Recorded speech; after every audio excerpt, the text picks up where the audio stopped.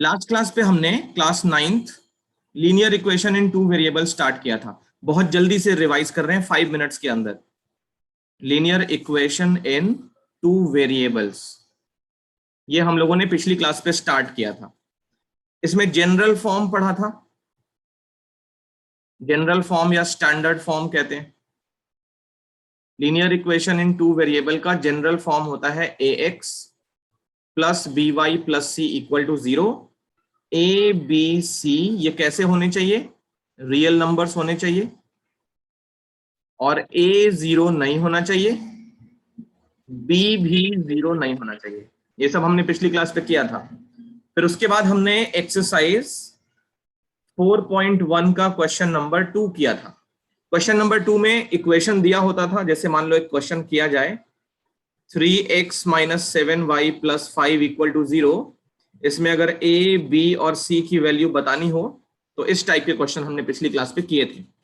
इस इक्वेशन को क्या करना होता है, हमें इस फॉर्म पे लिखना होता है। इस फॉर्म में चेक करो, कहीं भी माइनस नहीं है, तो हम इसको लिखते हैं 3x, फिर प्लस y का कोएफिशिएंट नेगेटिव कर देते हैं, और लास्ट में 5 इक्वल टू 0। तो इक्वेट जब करेंगे, a क्या होता है x का कोएफिशिएंट, तो a की वैल्यू मिल जाती है 3। b होता है y का कोएफिशिएंट, वो होता है -7, और c होता है 5। तो ये हमने पिछली क्लास पे किया था। सबको याद आ रहा है? Yes sir. तो अभी हम चलेंगे इससे आगे। आज की क्लास का जो मेन एजेंडा है हमारा, वो सॉल्यूशन पे काम करना है। सॉल्यूशन क्या होते हैं लीनियर इक्वेशन के, और कैसे निकालते हैं, वो सॉल्यूशन क्या मीनिंग रखते हैं, सॉल्यूशन जो हम निकालते हैं वो क्या मीनिंग रखते हैं, उस पे हमको काम करना है। ठीक है, तो मैं सीधा वहीं से शुरू करता हूं। अभी लिखोगे नहीं, ठीक है, अभी लिखोगे नहीं बिल्कुल भी, ये बहुत इंपॉर्टेंट है। Solution of linear equation. समझो, सबसे पहला, अगर हमारे पास लीनियर इक्वेशन है इन वन वेरिएबल, मतलब ये क्लास 8th में पढ़ा था, तो अगर वन वेरिएबल का लीनियर इक्वेशन है, वो क्या बनाएगा, कैसे उसका सॉल्यूशन होगा और क्या मतलब होगा उसका। एक इक्वेशन ले लिया 3x माइनस 6 इक्वल टू 0। ठीक है, तो सॉल्यूशन का मतलब ये होता है the value of variable which when substituted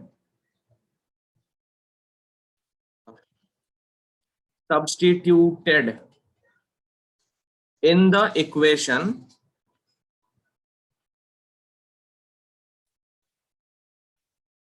makes LHS is equal to RHS, या इसी को हम ऐसे भी बोलते हैं satisfies the equation, satisfies the equation। समझो इस चीज को। सॉल्यूशन का मतलब ये होता है कि वेरिएबल टर्म की वो वैल्यू जो दो प्रॉपर्टी पोजेस करे। पहली प्रॉपर्टी LHS को RHS के इक्वल कर दे, या फिर इसी को ऐसे बोला जा सकता है satisfies the equation। अगर कोई वेरिएबल इक्वेशन का सॉल्यूशन है तो वो क्या क्या करेगी, लेफ्ट हैंड साइड को राइट हैंड साइड के इक्वल कर देगी, या इसी चीज को ऐसे भी कहा जा सकता है कि वो इक्वेशन को सेटिस्फाई कर देगी। जैसे यहां पे देखो, सॉल्यूशन निकालने का प्रोसीजर भी हमको पता है। 6 को ट्रांसपोज करते हैं, फिर x की वैल्यू क्या आती है, 2 आ जाती है। तो 2 क्या करेगा, इक्वेशन को सेटिस्फाई करेगा। सेटिस्फाई करेगा मतलब लेफ्ट साइड को राइट साइड के इक्वल कर देगा। तो अगर हम x इक्वल टू 2 पे इसका इक्वेशन का लेफ्ट हैंड साइड निकालें, x इक्वल टू 2 पे इस इक्वेशन का लेफ्ट हैंड साइड निकाले, तो कैसे निकालोगे? 3x माइनस 6 में x को क्या रख दोगे, 2 रख दोगे। तो कितना हो जाएगा, 6 माइनस 6 0 आ गया। और राइट हैंड साइड चेक करो, वो तो ऑलरेडी 0 है, तो left hand side equal to right hand side हो रहा है। कहने का मतलब x इक्वल टू 2 इसका आंसर है, सॉल्यूशन है। ठीक, तो ये प्रॉपर्टी होती है सॉल्यूशन की। अगर वन वेरिएबल में है तो ये सब चीजें होती हैं। सर हाँ सर वो ना मैं अभी डिस्कनेक्ट हो गई थी सर 15 to 20 मिनट सर। अभी आपने हमारी आवाज अभी भी क्लियर नहीं आ रही है। Hello sir, am audible? हाँ अभी ऑडिबल हो, बताओ। हाँ सर, मैं ये कह रही sir I got this disconnect है सर, वो for like 15 to 20 minute sir. अभी क्या? अनन्या, इसकी आवाज समझ में आ रही है? मुझे तो समझ नहीं आ रहा। सर ब्रेक हो रही है। अनिका, तुम्हारी आवाज समझ नहीं आ रही, एक बार मैसेज करो चैट बॉक्स में, क्या कह रही हो मैसेज करो। हम लोग सॉल्यूशन के बारे में बात कर रहे हैं, तो लीनियर इक्वेशन वन वेरिएबल का ये सॉल्यूशन। पॉलिनोमियल में भी था ना? हाँ, पॉलिनोमियल में भी था। पॉलिनोमियल में सॉल्यूशन नहीं था, वहां पे जीरोस था। हाँ सर। तो देखो, ये वन वेरिएबल का था। हमारे सिलेबस में है टू वेरिएबल का सॉल्यूशन, तो ये सब क्लास 8 में हम पढ़ चुके हैं। अब देखो, अगर टू वेरिएबल में, सब लिखना नहीं है,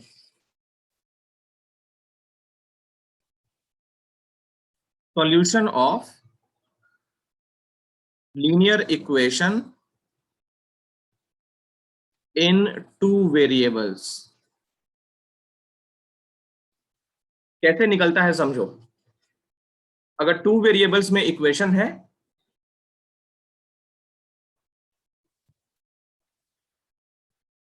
अनिका, हम लोग ये सॉल्यूशन निकालने का टॉपिक कर रहे हैं, solution of linear equation in two variables.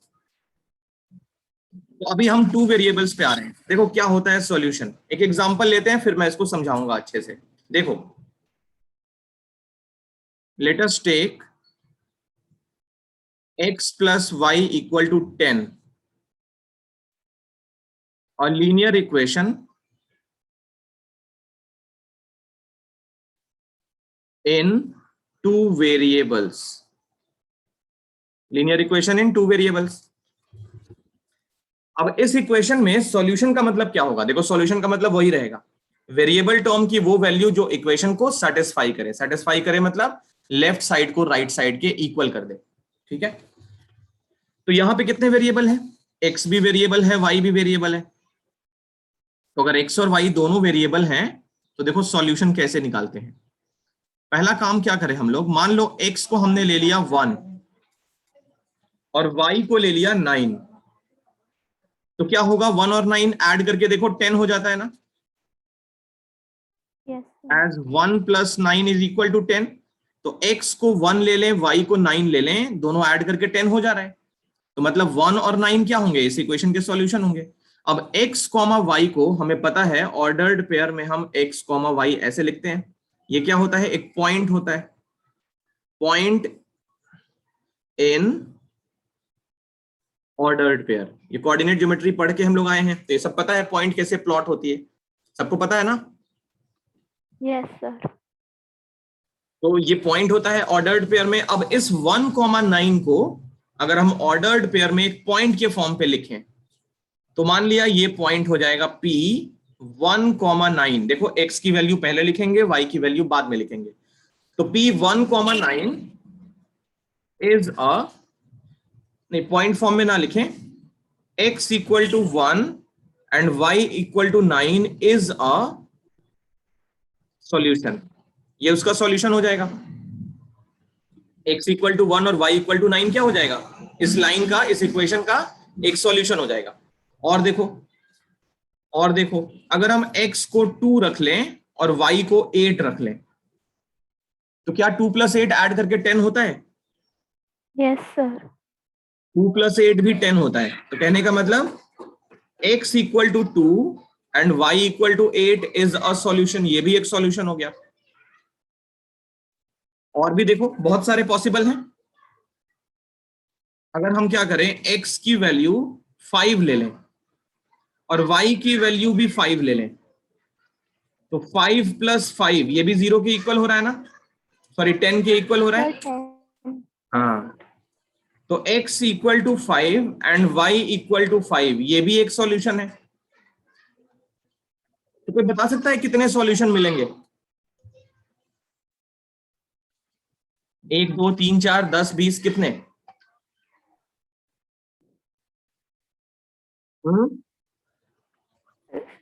Sir infinite. Infinite. देखो, ऐसे करते हुए हमें इनफाइनाइट सॉल्यूशन मिलेंगे। कैसे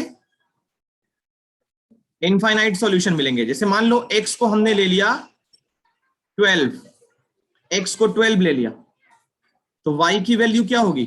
y की वैल्यू अगर हम -2 ले लें, तो एज 12 + -2 ये भी 10 हो रहा है। तो इसके करस्पॉन्डिंग x इक्वल टू 12 और y equal to -2 is a solution. ये भी सॉल्यूशन बन गया। तो इस तरीके से हम कितने सॉल्यूशन लेंगे? आंसर ये है इसका कि लीनियर इक्वेशन अगर 2 वेरिएबल में है तो इसके इनफाइनाइट सॉल्यूशंस होते हैं। every linear equation in two variables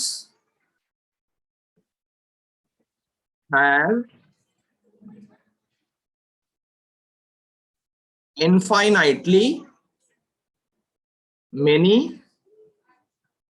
solutions। अब इसका मतलब समझो, infinitely many solutions क्या होते हैं। देखो, बहुत इंपॉर्टेंट, लिखना नहीं अभी। Graph of a linear equation in two variables is a straight line। इसका ग्राफ कैसा बनता है? स्ट्रेट लाइन बनता है। अब कोई मुझे बताए स्ट्रेट लाइन पे कितने पॉइंट्स होते हैं? स्ट्रेट लाइन पे कितने पॉइंट्स होते हैं? जैसे ये लाइन है, इस पे कितने पॉइंट्स हैं? कोई बता सकता है? 0 इस पे कोई भी पॉइंट नहीं है। क्या बात कर रहे हो? पॉलिनोमियल। ये पॉइंट है, ये पॉइंट है, ये पॉइंट है, ये पॉइंट है। कितने पॉइंट है स्ट्रेट लाइन पे? इनफाइनाइट। इनफाइनाइट पॉइंट्स होते हैं स्ट्रेट लाइन पे। इनफाइनाइट नंबर ऑफ पॉइंट्स होते हैं। 0 पॉइंट कहां से होगा? जब तक वो लाइन सेगमेंट नहीं बनता, नहीं तो फिर लाइन सेगमेंट बन जाए तो भी इनफाइनाइट पॉइंट्स। लाइन सेगमेंट बन जाए तो भी इनफाइनाइट पॉइंट्स। इतनी छोटी सी लाइन है, लाइन सेगमेंट है ये, इस पे भी इनफाइनाइट नंबर ऑफ पॉइंट्स हैं। ठीक है, इस पे भी कितने पॉइंट्स हैं? Infinite number of points. तो देखो क्या कनेक्शन है। दो चीजें ऐसी हम देख रहे हैं जहां पे इनफाइनाइट वर्ड आ रहा है। समझो कौन सी वो दो चीजें हैं। एक तो लीनियर इक्वेशन के इनफाइनाइट सॉल्यूशंस देख रहे हो, और स्ट्रेट लाइन पे इनफाइनाइट पॉइंट्स। तो वो पॉइंट पहले लिख लिया जाए। एवरी स्ट्रेट लाइन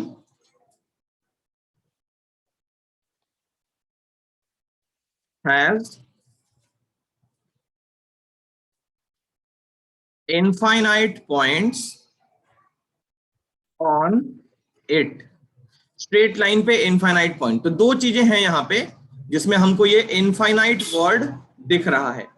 एक तो number of solution of a linear equation in two variable, और दूसरा number of points on a straight line. तो देखो ये जो पॉइंट्स हम ले रहे हैं 1,9, अगर इसको ऑर्डर्ड पेयर में लिया जाए तो 1,9 ये भी एक पॉइंट हो जाएगा। ये क्या हो जाएगा? एक पॉइंट है ना। 2,8 इसको भी अगर ऑर्डर्ड पेयर में लिख दिया जाए तो 2,8 ये भी एक पॉइंट हो गया। इसको लिखा जाए ऑर्डर्ड पेयर में तो 5,5 ये भी एक पॉइंट हो गया। इसको लिखा जाए ऑर्डर्ड पेयर में तो 12,-2 ये भी एक पॉइंट हो गया। तो इस तरीके से अगर कहा जाए इनफाइनाइट नंबर ऑफ सॉल्यूशंस हैं, क्योंकि हर एक पॉइंट क्या करेगा? एक सॉल्यूशन बना रहा है। हर एक पॉइंट मतलब एक्स और वाई की करस्पॉन्डिंग वैल्यूज, तो हर एक पॉइंट एक सॉल्यूशन बना रहा है। अब देखो स्ट्रेट लाइन पे अगर इनफाइनाइट नंबर ऑफ पॉइंट्स हैं तो क्या होगा? हर एक पॉइंट एक सॉल्यूशन बनेगा। हर एक पॉइंट एक सॉल्यूशन बनेगा। अब क्योंकि स्ट्रेट लाइन पे इनफाइनाइट पॉइंट्स हैं और हर एक पॉइंट के लिए एक सॉल्यूशन रेडी है, इसीलिए लीनियर इक्वेशन का ग्राफ कैसा बनता है? Straight line. और क्योंकि स्ट्रेट लाइन पे इनफाइनाइट नंबर ऑफ पॉइंट्स हैं, हर एक पॉइंट के लिए एक सॉल्यूशन है, इसी वजह से linear equation in two variables has infinitely many solutions. ये कनेक्शन समझ में आ रहा है?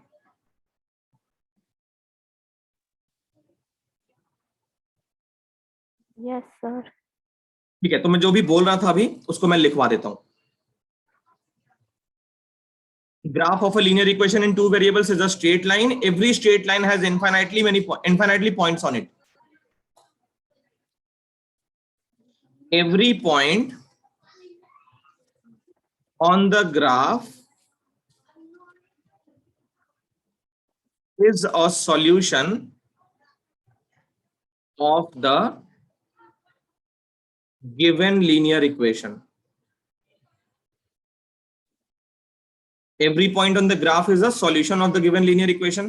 Now, as there are infinite points on the graph and every point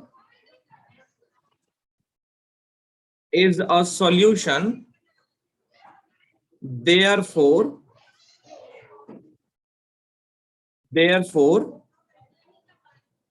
every linear equation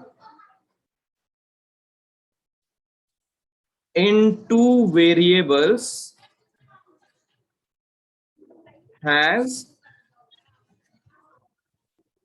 infinitely many solutions. ये बात समझ आ गई? Okay sir. देखो आज की क्लास में हम लोग सॉल्यूशन निकालना सीखेंगे और उसको प्लॉट करके स्ट्रेट लाइन बनती है ये भी जस्टिफाई करेंगे। बट उससे पहले जरा ये टॉपिक नोट डाउन कर लो, जितना भी बोर्ड पे लिखा है हर चीज फटाफट लिख के फिर इन्फॉर्म करो। तो देखो अब चलते हैं इस पीपीटी के थ्रू। 4.2 पहला question, which one of the following option is true and why? Y equal to 3x plus 5 has first unique solution, number 2 only 2 solution, infinitely many solution। कौन सा आंसर होगा करेक्ट ABC में से? Sir 3 infinitely many solutions। Third part क्यों ऐसा होगा? क्योंकि ये linear equation in two variables है, x और y दोनों वेरिएबल हैं। तो आंसर क्या लिखोगे? Answer will be third part, infinitely many solution. Infinitely sir मेरा हो गया। मेनी क्या अक्षर? रीजन क्या होगा? देखो इसने y भी पूछा है ना, तो पूछ रहा है क्यों होगा, तो रीजन डालना पड़ता है। तो रीजन में क्या डालेंगे? वही लाइन जो हम अब तक लिखते आ रहे हैं, एवरी लीनियर इक्वेशन। लिखो मेरे साथ साथ, कॉपी करो। क्वेश्चन नंबर 1 है, 4.2 एक्सरसाइज है, क्वेश्चन नंबर 1 है।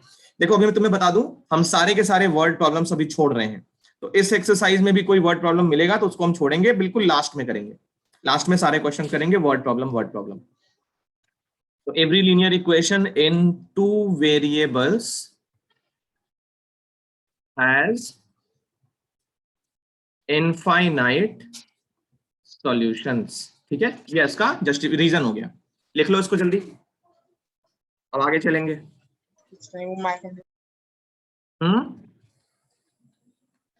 सर डन, सर हो गया।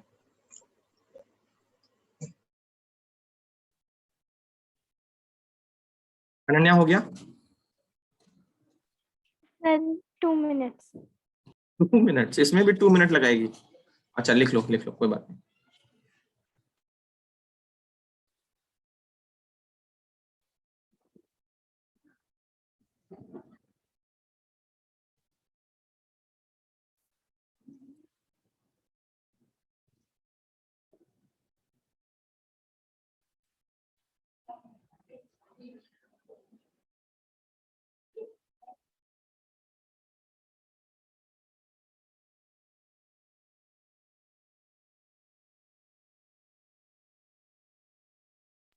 Sir done.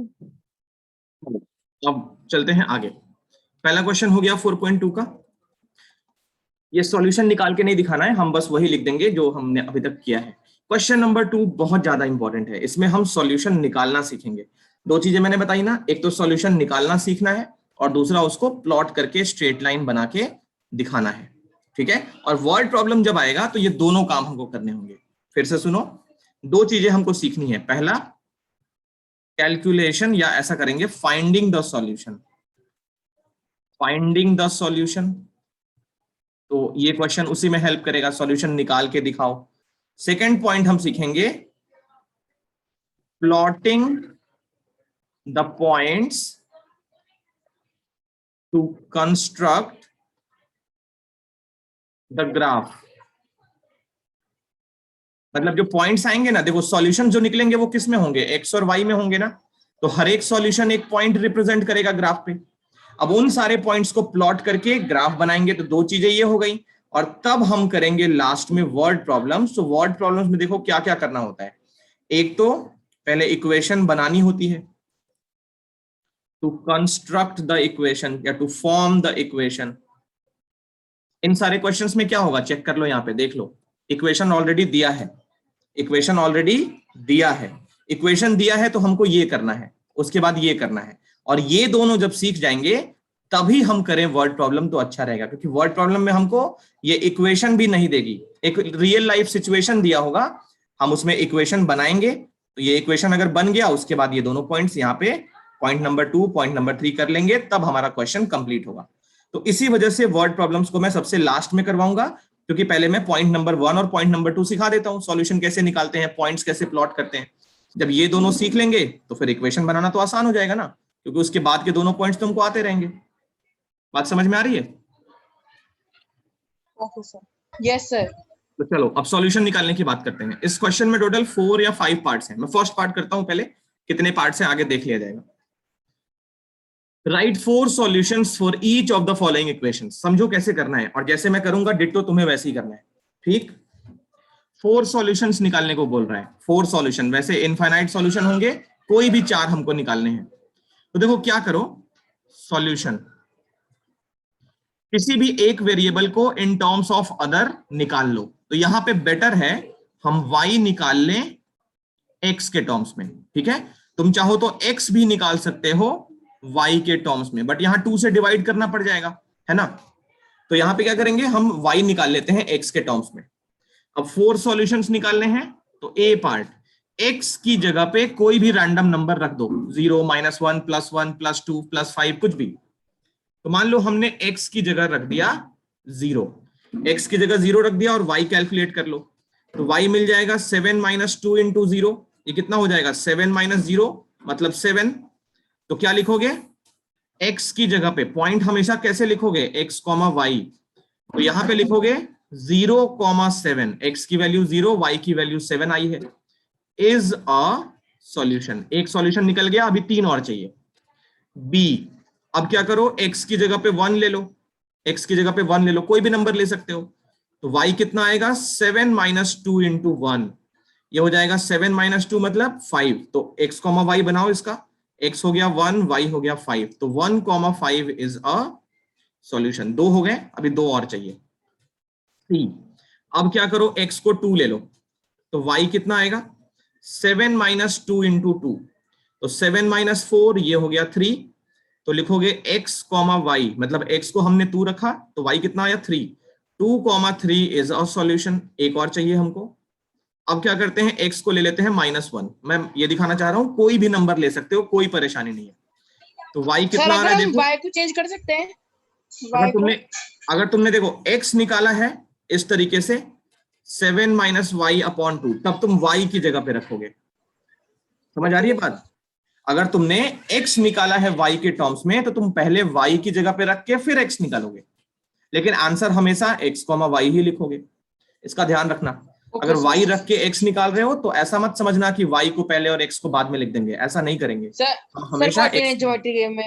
बिल्कुल, इसीलिए कोऑर्डिनेट के जस्ट बाद हम लोग इस चैप्टर को पढ़ रहे हैं, ताकि और आसान हो जाए। तो ऐसा भी कर सकते हो, x को भी निकाल सकते हो y के टर्म्स में। अब देखो यहाँ पे, बट मैंने तो x निकाला है, तो 7 - 2 × -1, ये कितना हो जाएगा, 7 माइनस प्लस, तो ये हो जाएगा 9। तो -1 अगर x है तो y आ रहा है 9, -1, 9 इज अ सॉल्यूशन। ये तो 4 सॉल्यूशन निकल गए, बट यहाँ पे हमारा आंसर नहीं हुआ। हम लोग एक टेबल फॉर्म करेंगे, टेबल में क्या क्या, इसके ठीक नीचे यहाँ पे टेबल बनेगा, बट मेरे पास स्पेस नहीं है, तो मैं देखो राइट साइड में बना रहा हूं। ये टेबल तुमको कहां बनाना है, ये टेबल तुमको यहां बनाना है, ठीक है। मेरे पास स्पेस नहीं है, इसलिए मैं उधर बना रहा हूं। देखो टेबल में क्या क्या रखेंगे, कैसे कैसे रखेंगे, अच्छे से देखना। इसमें 4 सॉल्यूशन निकालने को बोला है ना। Yes sir. देखो कहां कहां क्या क्या रहेगा, अच्छे से ऑब्जर्व करना। इसमें जितने पार्ट्स हैं, हर एक पार्ट के नीचे टेबल बनेगा। यहाँ पे लिखोगे x, यहाँ पे लिखोगे y, और यहाँ पे उसका ऑर्डर्ड पेयर। तो पहली बार में हमने x को क्या रखा था, 0 रखा था ना, फर्स्ट पॉइंट की बात हो रही है। x को 0 रखा था, तो y कितना आया था, 7, तो इसका ऑर्डर्ड पेयर क्या बना, 0, 7, फर्स्ट हो गया। सेकेंड सॉल्यूशन में x को हमने 1 लिया था, तो y 5 मिला था, तो ऑर्डर्ड पेयर में 1,5 हो गया। थर्ड में हमने x को लिया था 2, तो y कितना आया था बताओ, y कितना आया था सर 3। 3।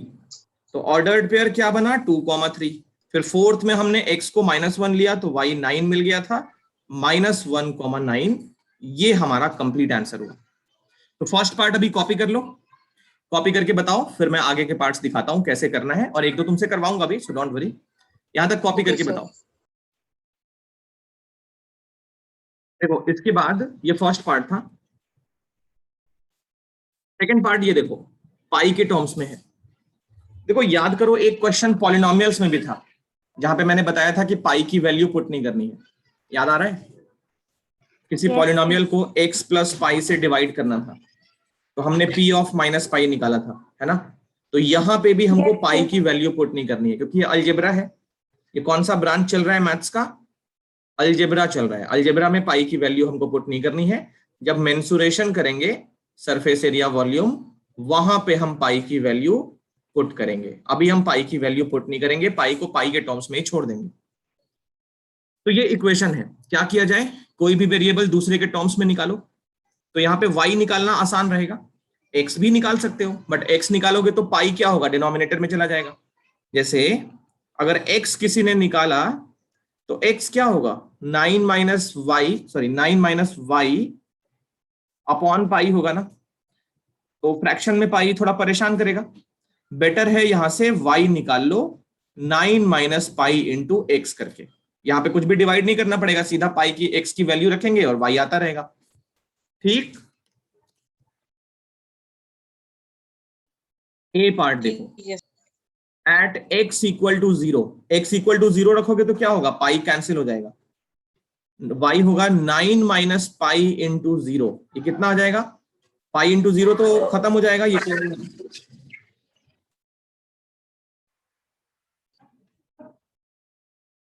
तो x को 0 रखा हमने, y कितना आया 9 - पाई इंटू 0, केवल 9 हो गया।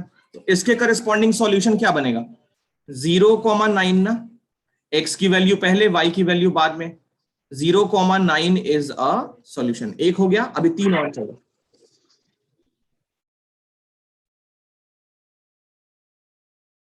तो अब क्या करेंगे, ये 0,9 पहला सॉल्यूशन हो गया।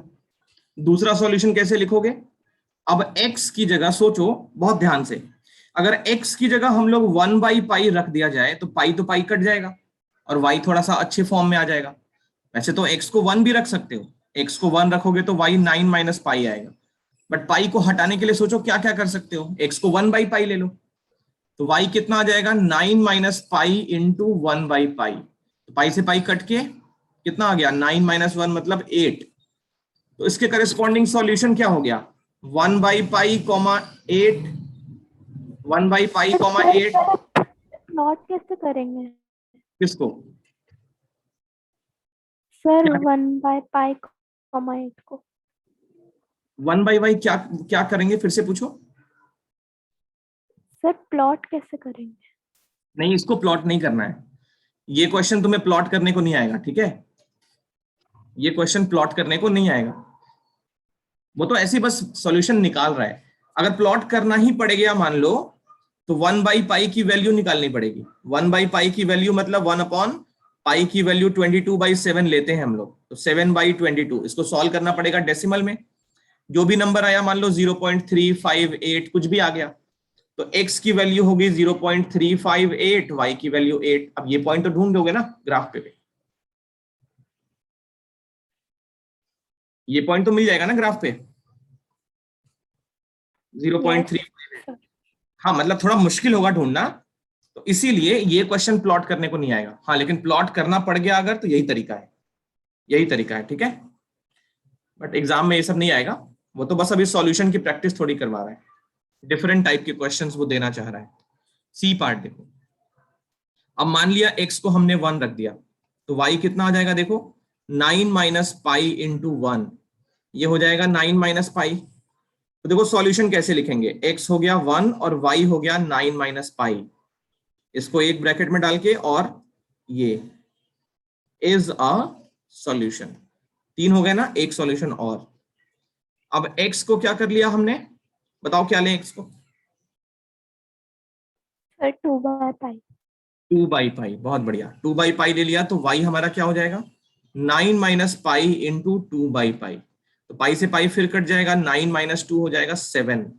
तो सॉल्यूशन क्या बन जाएगा, 2/π, 7 इज अ सॉल्यूशन। तो टेबल फिर से बना देना, टेबल फिर से बना देना इस तरीके से। और इस बार क्या क्या रखना है टेबल में एक बार देख लो। 4 सॉल्यूशन डालने हैं, x, y और x, y। यहां रख दिया x, यहां रख दिया y, और यहां उनका ऑर्डर्ड पेयर। तो x को लिया था 0, y मिला था 9, 0,9।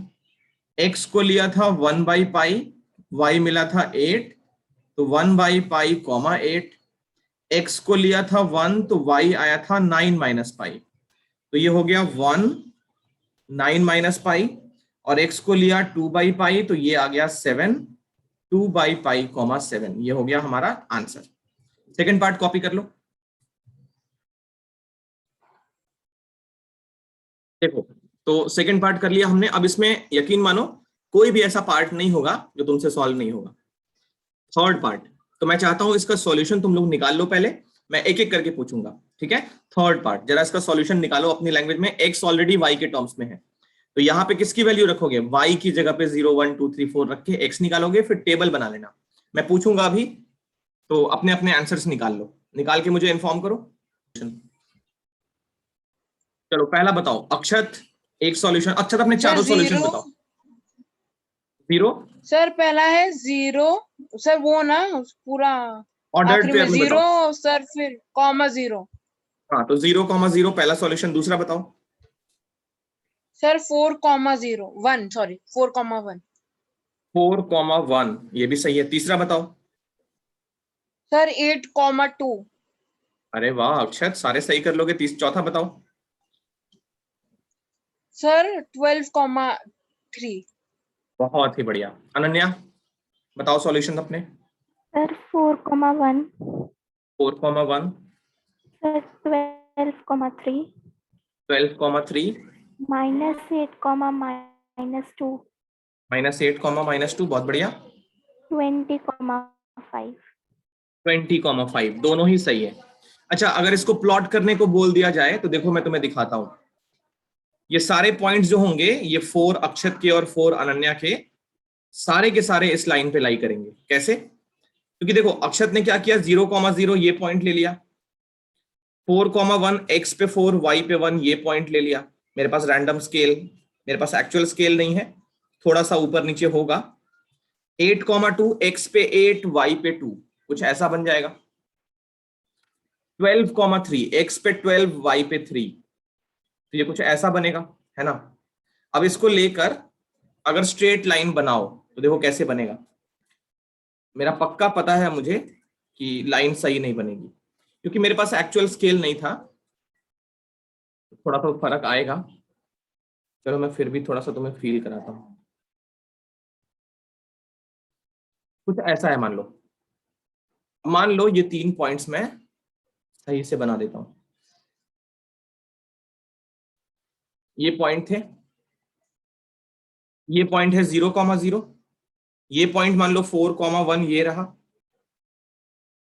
8,2 मान लो ये रहा, और 12,3 मान लो ये रहा। अच्छा, अनन्या के पॉइंट का भी यही सॉल्यूशन आने वाला है, यही ग्राफ बनने वाला है। तो देखते हैं ये सारे पॉइंट्स बेस पे आते हैं कि नहीं। 12,3 ये तो मैच हो गया, ये मैच हो गया। -8, -2 बताओ कौन से क्वाड्रेंट में होगा। Sir third quadrant. Third quadrant में, तो कहने का मतलब ये लाइन थर्ड में जानी चाहिए ना, जा तो रही है। देखो थर्ड क्वाड्रेंट में एंटर तो कर ही रही है। अब -8, -2 प्लॉट करके देख लेना, तुम प्लॉट करके देख लेना। एक्स पे ये मान लो -4 है, ये -8 है, तो ये पॉइंट इस पे भी लाई करेगा। ये क्या है, 20,5, एक्स पे 20 फर्स्ट क्वाड्रेंट, 20,5 बहुत आगे चले जाओगे तो ये पॉइंट भी तुम्हें इसी लाइन पे बैठा हुआ दिखेगा। समझ आ रही है बात? तो इतनी ग्रेट चीज है लीनियर इक्वेशंस। ये सब ग्राफ बनाना नहीं पूछा था मैंने, ऐसे बस दिखा दिया है। तो चलो थर्ड पार्ट सबका हो गया, मैं एक पार्ट इसका होमवर्क दे देता हूँ, फोर्थ पार्ट इसमें बचा होगा, 3 ही पार्ट्स थे क्या, देखना जरा। Yes sir. ठीक है, तो अगले क्वेश्चन थोड़ा सा ये सॉल्यूशन बताना है कि नहीं, चलो थर्ड क्वेश्चन से हम नेक्स्ट टाइम पे करेंगे, आज हम यहीं पे रखते हैं।